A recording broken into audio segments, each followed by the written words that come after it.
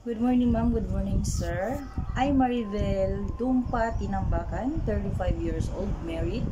I have one brother. I have two sisters. I'm the youngest in the family. I have two children, boy and girl. The boy is 7 years old and the girl is 11 years old. I work in Kuwait in 2 years as a domestic helper.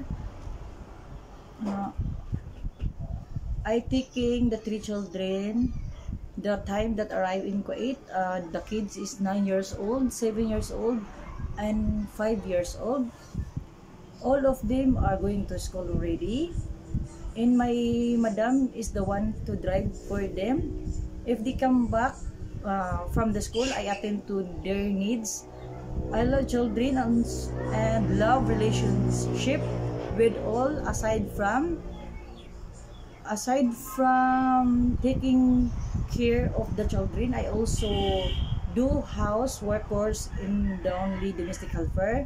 In the family, I do cleaning, washing, ironing, cooking. Madam is the one going to buy in the market. I want to work in Hong Kong so I could earn money to support my family.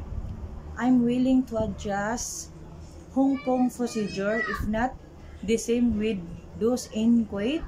I hope you like me, ma'am, and I hope to see you soon. Please hire me and thank you.